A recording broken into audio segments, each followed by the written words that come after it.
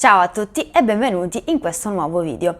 In realtà per oggi era previsto un altro tipo di video, ma a causa di una brutta ustione che ho subito alla mano sinistra, ho deciso di posticipare il video sul test riguardo l'N puro e l'N compicramato magari alla prossima settimana o alla prossima ancora, per aspettare un attimo che la mano guarisca. Mi dispiace di avervi creato questo disagio, ma ci sono delle persone che magari non sono particolarmente felici di guardare un'ustione, di guardare dei rossori della pelle, eccetera, quindi per evitare, insomma, che qualcuno si possa un po' schifare, ho preferito aspettare un attimo che guarisse. Comunque adesso va un po' meglio, purtroppo mi sono distratta e mi sono versata un mestolo di acqua bollente sulla mano, infatti non so se riuscite a vederlo, adesso riesco a toccarlo, ma vi assicuro che è stato veramente brutto. Comunque, concentriamoci sul video di oggi. Ho pensato di affrontare una tematica che mi sta a cuore.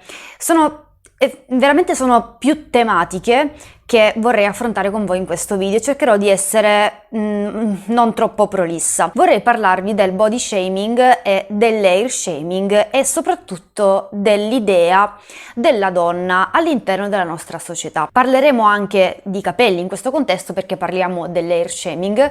L'hair shaming è un termine che viene utilizzato per indicare un insulto, una critica che genera vergogna alla persona verso la quale viene rivolta e si prendono di mira i capelli. Allo stesso modo del body shaming, però, si prende di mira la capigliatura di una persona, il colore, la forma, la natura, quindi anche delle cose su cui noi non abbiamo molto potere, come ad esempio la natura dei nostri capelli, e si utilizza come arma per sminuire l'altro, per distruggere la sua autostima e per mettercelo sotto le scarpe. E questa cosa, come sapete quasi tutti, chi sta sui social magari è un po' più al corrente di questa terminologia, il body shaming è un termine che sta ad indicare la critica mossa verso una persona e che prende di mira una parte del corpo o un difetto fisico o una caratteristica fisica della persona. L'hair shaming quindi è una forma di bullismo, come il body shaming, come tutte le altre forme di critica e di denigrazione dell'altro, che vanno quindi a fare leva su un difetto della persona, una caratteristica della persona, che viene poi utilizzato per annientare l'altro, quindi è proprio una forma di bullismo. E questo argomento io volevo trattarlo da un po'.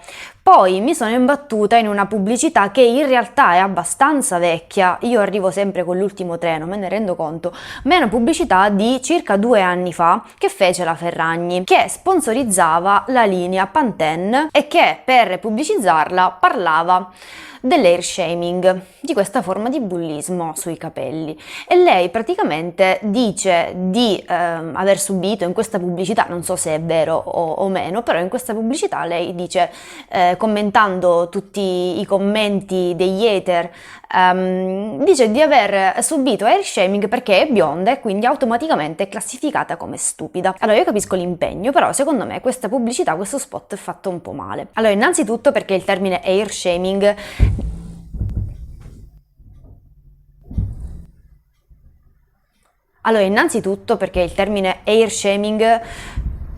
Allora, io vi chiedo scusa nel frattempo per i vicini, perché veramente io a sto giro o mi ammazzo io o ci salgo io, quindi scusatemi, ma io non posso interrompere ogni 5 secondi il video. Allora, innanzitutto il termine hair shaming nasce per dare un nome ad una categoria di bullismo verso un tipo di capello, ovvero quello afro. Infatti, storicamente l'hair shaming è indirizzato alle ragazze, soprattutto alle ragazze, che quindi hanno questo capello molto riccio, molto vaporoso, molto importante, che è anche abbastanza, insomma, impegnativo da tenere e da curare, perché bisogna anche essere bravi, insomma, poi a gestire questo tipo di capelli. Questo tipo di bullismo soprattutto indirizzato a le persone afro che hanno questo tipo di capello. Purtroppo il problema qui che sorge è che ogni persona che non ha i capelli afro ogni volta si sente criticata. Cioè, noi ormai siamo un popolo di permalosi. Io mi rendo conto che ogni volta che abbiamo un'offesa, abbiamo una critica, anche cose molto stupide, io non mi permetto di giudicare le situazioni quelle un po' più pesanti, io voglio giudicare le situazioni stupide. Ogni volta che ad esempio noi muoviamo o ci sentiamo muovere una critica, un commento, una cosa, già ci mettiamo praticamente in una posizione di difensiva, ci sentiamo attaccati e ci sentiamo criticati e tutto. Non è che se ti dicono ah sei bionda allora sei stupida, oh mio Dio succede qualcosa.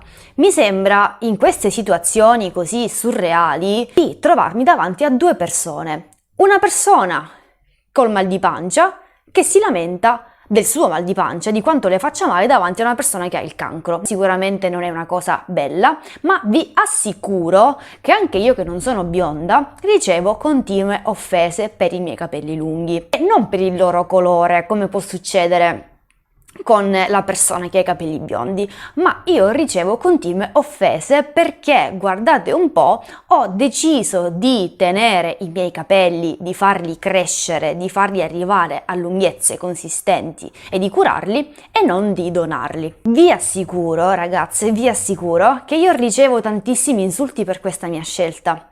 Altro che, ah, sei bionda allora sei stupida.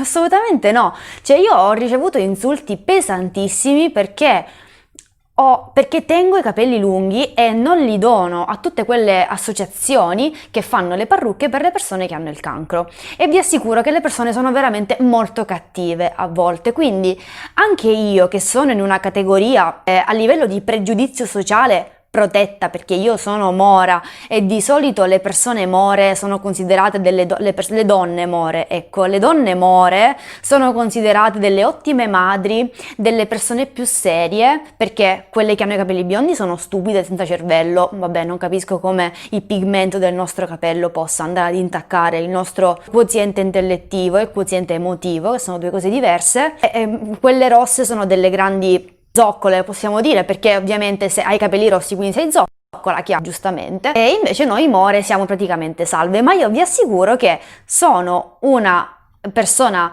di M perché non dono i miei capelli alle associazioni per fare le parrucche per il cancro. E quindi sono una persona schifosa, sono una persona egoista, da quello che mi è stato detto, sono una persona che non ha amore verso gli altri e che preferisce tenersi i capelli lunghi e sfoggiarli in tutta la sua femminilità piuttosto che aiutare delle persone che vivono questa brutta situazione. Allora, io ho avuto una madre con il cancro, ok? Fortuna è stato preso in tempo e mia mamma adesso sta bene dopo tanti anni di lavoro. Vi assicuro che mia madre non gliene è fregato mai niente delle parrucche. L'unica cosa che lei voleva era stare bene, era vivere, ok? Quindi mi sembra veramente un modo di aggredire le persone con crudeltà gratuita, cioè io non trovo altri modi per poter spiegare questi insulti che sono veramente immotivati, perché tu non mi puoi criticare perché io ho fatto la scelta di tenermi i miei capelli, come io non posso criticare a te che hai deciso di intraprendere questa scelta di tagliarli e di donarli. È una scelta assolutamente soggettiva, come per tutte le cose nella vita. Questo non mi rende una persona peggiore di quelle che hanno donato i capelli, come io non sono migliore di loro perché li ho tenuti, assolutamente. Sono scelte assolutamente personali. Una persona deve fare quello che ritiene giusto per se stessa, senza fare del male agli altri, perché io tenendomi i capelli non faccio del male a nessuno. Deve fare quello che rende felice la persona stessa, quindi io faccio quello che mi rende felice. Se un giorno mi renderà felice donarli, lo farò, ma fino ad allora non sento l'esigenza. Purtroppo questi insulti sono rivolti soprattutto alle donne, perché gli uomini sicuramente vivono altre situazioni sociali, ma le donne purtroppo sono sempre soggette a modelli sociali. È costantemente bersagliata da modelli ai quali dovrebbe corrispondere e tutto questo lo si vede in tantissimi contesti sociali e in tantissimi contesti anche lavorativi. Io non sto dicendo che il body shaming o l'air shaming o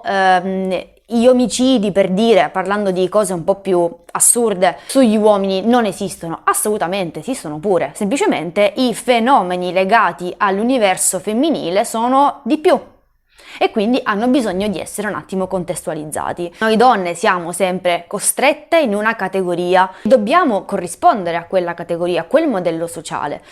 Noi siamo continuamente bersagliate da modelli sociali dettati dalla società che ci impongono di essere qualcosa, ci impongono di essere qualcuno, ci impongono di essere in un certo modo. E questo ovviamente lo si vede in tanti contesti. L'air shaming ovviamente è uno di questi, nel senso, se tu sei una persona che ha i capelli rossi, una donna che ha i capelli rossi, automaticamente sei vista tipo di malocchio, no? Perché assomigli un po' a una poco di buono. Se sei bionda, vabbè, sicuramente sei stupida, se sei mora invece ok. Quindi sostanzialmente, se non vuoi essere madre, perdi valore. Se non vuoi sposarti, sei una poco di buono che non si sa che cosa vuole nella vita. Se scegli la carriera alla famiglia, sei senza cuore, non vali niente. E sapete la cosa che mi fa ancora più male? Che siamo noi donne a offendere, a criticare altre donne. Cioè, gli uomini lo fanno già di per sé, ok, va bene, ma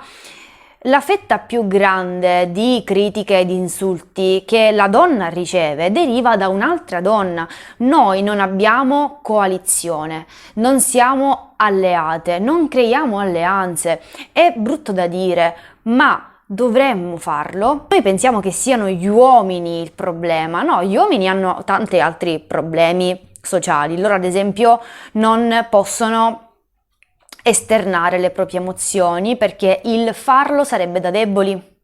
Ad esempio, anche l'uomo sente la pressione del matrimonio, non pensate che soltanto noi donne subiamo questa cosa, anche loro lo sentono, anche loro subiscono la pressione del capello in un certo modo, perché l'uomo col capello corto è uomo, l'uomo col capello lungo è un fattone, è uno sporco, è uno che non sa che cosa vuole nella vita, è un nulla facente, è un metallaro, quindi figlio di Satana, bestia del diavolo. E noi donne, i peggiori insulti, sembri Maria Maddalena, sembri la Madonna in lacrime, ma che cosa ti è successo, ma sembri un salice piangente, al solito. Loro ovviamente hanno altri problemi, ma noi, non voglio dire che noi siamo messe peggio, assolutamente, però noi siamo collegate ad una sorta di modello femminile molto più pregnante rispetto a quello maschile, perché la nostra società purtroppo è prettamente maschilista, cioè è uomocentrica. Quindi è chiaro che la maggior parte delle difficoltà ricade sulla donna. Spero che questo video vi abbia fatto un po' riflettere, era semplicemente un discorso che volevo affrontare con voi, io non voglio insegnare niente, ma veramente non giudicate le persone dai propri capelli, non giudicate le persone dal proprio aspetto fisico. Il capello rosso non è assolutamente collegato a una persona poco di buono, come una persona bionda può essere la persona più intelligente del mondo, e non giudicate le scelte di chi sceglie di non donare i propri capelli per le parrucche destinate alle persone che hanno questo problema.